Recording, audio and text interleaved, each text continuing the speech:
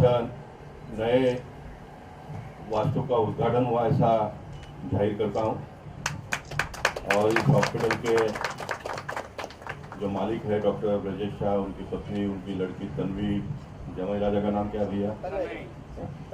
तनय, जमाई राजा नाराज हो जाएगा, तनय, डॉक्टर ऋषभ और उनके पूरे टीम को बहुत बहुत बधाई देता हूँ। खास करके जो हमारे छोटे स्टाफ है, उनका जो एक अपनापन का भावना मैंने यहाँ पर देखा, उससे मैं बहुत प्रभावित हुआ हूँ। मैं डॉक्टर ब्रजेश से कहूँगा कि ये आप कायम रखिए और जो पेशेंट यहाँ पर आएंगे तो उनका भी लगाव और उनकी भावना भी आपके साथ में जुड़ जाए, इस प्रकार का एक काम करो। मुझे इस बात की पूरी जानकारी है कि ये कहना मेरे लिए बहुत आसान है, लेकिन इसको चलाना बहुत कठिन है आप लोगों को, क्योंकि इलेक्ट्रिसिटी का बिल, म्यूनसिपल कॉर्पोरेशन का टैक्सेस, लोगों के पगार, ये सारा अगर कैलकुलेशन करते तो इसका बहुत बड़ा वॉल्यूम हो जाता है। इतना प्रॉपर्टी का पैसा, उसका इंटरेस्ट, ये सब लगाते हैं तो। लेकिन उसके साथ साथ में दूसरी बात ये भी है कि जो सामान्य लोग हैं उनको हेल्थ केयर बहुत महंगा होते जा रहा है। मैं डॉक्टर वजह से कहूँगा कि आप एक छोटा सा नोट बनाकर मुझे दो तो मैं इसको पार्लियामेंट में उठा सकूँ। और हमारे देश के प्रधानमंत्री बहुत ही भावुक है, इस विषय को बहुत जल्दी टच करते हैं।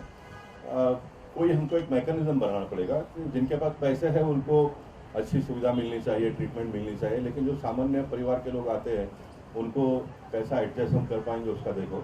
मैं कल पवई हीरानंदन में गया था, वहाँ पर गया इसलिए कि वहाँ पर एक मैं बहुत भूल करके, वो तो मेरा रिलेटिव गांव से आते समय उनकी मदर यहाँ पर एक्सपायर हो गई, गाड़ी का एक्सीडेंट हो गया।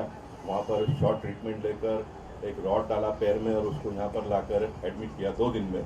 और सिर्फ पैर का जो रॉड डाला था उसको निकालने के लिए और 2 दिन हॉस्पिटल में एडमिट करने का 1,60,000 1,60,000 बिल हुआ। अब मैं वहाँ पर इसलिए विजिट किया कि मैं कोई डॉक्टर नहीं हूँ, मैं इसलिए विजिट किया कि चैरिटेबल हॉस्पिटल था, तो मेरे जाने से 25-50 हज़ार रुपये उसका कम होगा तो अच्छा हो जाएगा करके। लेकिन मैं वहाँ पर हमने कोशिश किया है कि सारे डिपार्टमेंट्स प्रॉपरली इंटीग्रेटेड हो, एक दूसरे से बात करें और 100% थ्रू सिस्टम कंट्रोल हो। उसमें से एक है EICU, यानी इलेक्ट्रॉनिकली ICU। तो हमारे को अगर ये ICU नहीं रहते तो हम ट्रेडिशनली कैसे काम करते हैं कि अगर पेशेंट ICU में सीरियस है तो कंसल्टेंट, समझो कार्डियोलॉजिस्ट है या फिजिशियन है, जब बाहर जाते हैं तो उनको हर वक्त उसके रिपोर्ट्स जानने की बहुत ज़रूरत है कि इसका पल्स कितना है, BP कितना है, ECG में क्या गड़बड़ है, आउटपुट, यूरिन आउटपुट कितना है, ये सब जानकारी तुरंत चाहिए होती है। पर क्या होता है, बाहर रहते हैं तो यहाँ पे फ़ोन करते हैं तो शायद डॉक्टर्स बिजी रहेंगे, फ़ोन लगाने उठा नहीं पाए, ऐसे जान से उनको तुरंत इन्फॉर्मेशन नहीं मिलती है। तो अभी हमने क्या किया कि EICU है तो उसके हर कंसल्टेंट के मोबाइल पे एक ऐप डाल दिया है कि उससे जो भी ICU के अंदर मॉनिटर रहते हैं उसमें temperature, pulse, respiration, BP, ECG, output, वो सब अपने आप उनको बिना पूछे उसके मोबाइल पे ऐप पे दिखता है। यानी डॉक्टर कंसल्टेंट को हॉस्पिटल के ICU में फ़ोन करने की या उनको बताने की ज़रूरत नहीं पड़ती है, जिससे डॉक्टर की एंजाइटी कम होती कि यार मेरा पेशेंट ठीक है कि नहीं ICU में, और पेशेंट को भी सिक्योरिटी मिलती है कि मुझे मेरा कंसल्टेंट दुनिया के कहीं भी कोई भी कोने में है वो मुझे मॉनिटर करते हैं। तो दोनों जन का एंजाइटी कम होता है, सिक्योर फील होता है। तो ये एक सिस्टम बनाने से हमारा हर पेशेंट को सिक्योर हैंड्स में हो जाता है। उसके अलावा जितने भी पेशेंट एडमिट होते हैं तो उसके ब्लड रिपोर्ट, एक्सरे, ECG हर बार डॉक्टर ऑन ड्यूटी, जिसको RMO बोलते हैं, उनको कंसल्टेंट को इन्फॉर्म करना पड़ता है। तो एवरी टाइम, नमस्ते सर, आइए सर। पेशेंट को सबसे पहला क्या होता है कि अगर कोई ICU में पेशेंट है तो उसको पता चलेगा कि कंसल्टेंट मेरा मॉनिटर रियल टाइम कर सकता है, तो आधा स्ट्रेस तो उसको चले जाता है, क्योंकि कंसल्टेंट अगर सामने है तो उसको अच्छा लगता है, पर जब चले गया उसको 2-4 सवाल आते हैं, अरे कंसल्टेंट को ये मालूम है कि नहीं, मेरा ये रिपोर्ट आया पता है कि नहीं, वो एंग्जाइटी रहती है। पर अभी उसको पता चला कि रियल टाइम 24/7 मेरा कंसल्टेंट ये देख सकता है, ये यहाँ के ड्यूटी के डॉक्टर को फ़ोन करके मैसेज करने का, बताने की ज़रूरत ही नहीं है।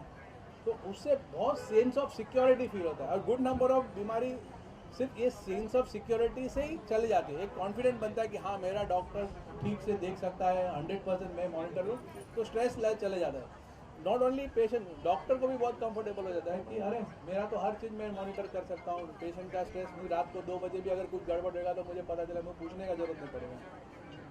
थैंक यू सर, आपने देखा ही नहीं हॉस्पिटल सर।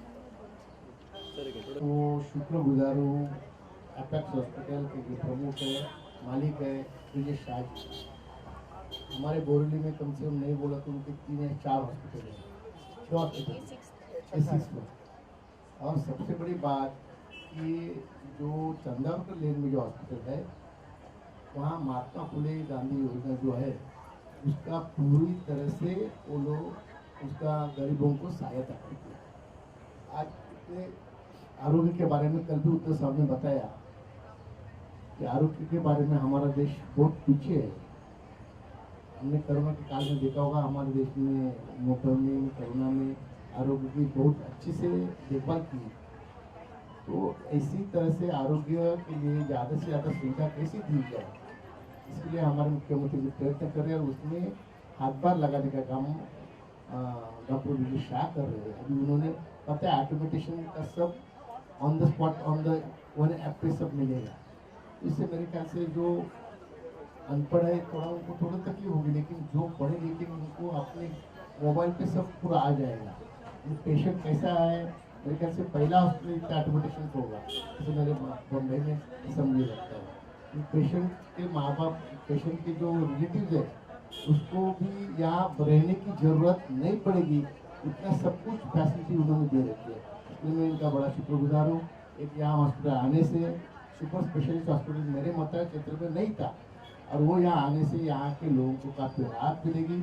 मैं इनको ये कहूँगा कि इसमें भी अगर शासन की मदद लगती है तो हमारा शासन है, मंत्री महोदय हमारे, तो यहाँ भी महात्मा फुले योजना अगर वो यहाँ भी लागू करेंगे, यहाँ जो झुग्गी झोंपड़ी है, झोपड़पट्टी बहुत बड़े पैमाने पे और गरीब लोग ज़्यादा रहते, तो उनको भी इतने अच्छे हॉस्पिटल में उनको ये इतना अच्छा हॉस्पिटल देखने का क्या देखने की चांस मिलेगा उनको। तो ऐसा भाई इतने अच्छे हॉस्पिटल में वो कहाँ जाते, शताब्दी और छोटे मोटे हॉस्पिटल में जाते। तो मैं उनको वही दरख्वास्त करता हूँ, ये योजना अगर आप यहाँ चालू करेंगे तो जो भी मदद लगेगी शासन की तरफ हम देंगे। मैं उनका बहुत तहे दिल से शुक्रगुजार हूँ कि उन्होंने एक अच्छा हॉस्पिटल हमारे एरिया में लाया।